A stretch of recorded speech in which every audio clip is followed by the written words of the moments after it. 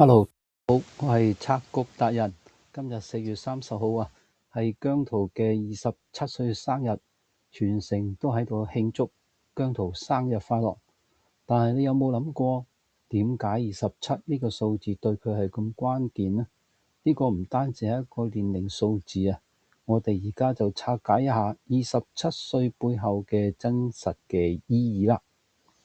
喺幾何學裏邊呢，3係一個平面，但係27係一個完美嘅立方體嚟嘅喎。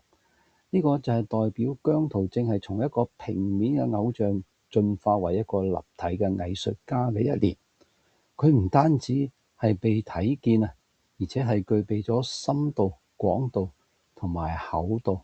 27歲就係佢個人風格完全體嘅形成嘅年份嚟㗎。好啦，仲有喎，人手咧，原來係由27塊骨頭所組成。咁手咧就係代表住創造同埋執行。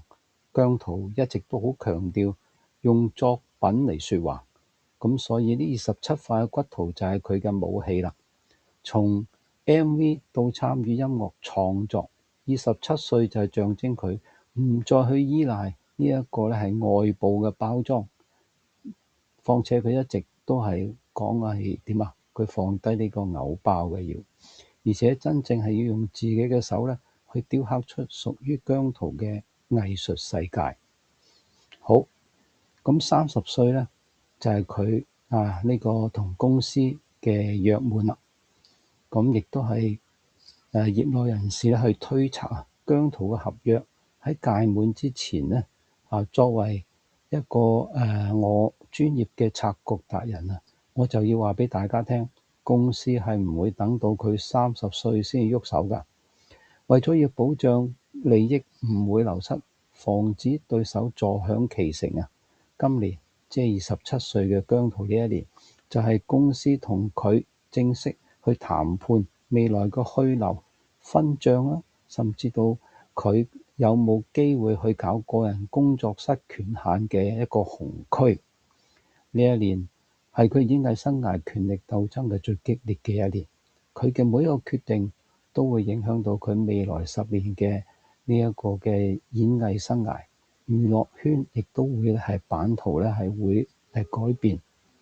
好啦，我又再從另一個角度去睇啦，就係喺呢一個9啊，即係數字呢個分析裏邊咧，9係一個咧係位數裏邊個位數裏邊最後嘅一個，代表住終結同埋最高智慧。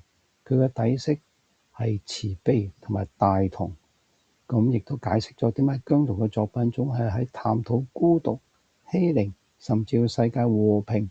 呢個唔係刻意嘅人設，而係因為27歲嘅靈魂底色就係佢嘅利他主義啦。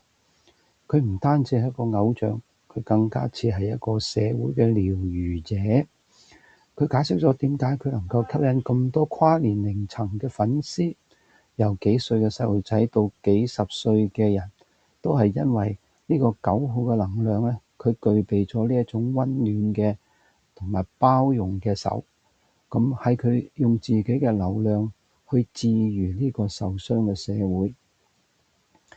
27歲嘅姜濤，而家就係開始處於一個現實商業同埋靈魂理想嘅交界之處啊！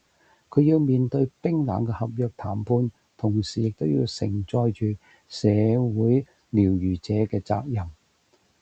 而家俾我哋一齊去期待呢一位社會療癒者點樣喺27歲嘅呢一年寫下香港樂壇最驚人嘅一章。好，如果亦都被姜濤嘅呢個9號利他能量感動過嘅話，請你哋喺評論區裏邊分享你嘅故事。多謝各位收看。好，我哋下一集再見，拜拜。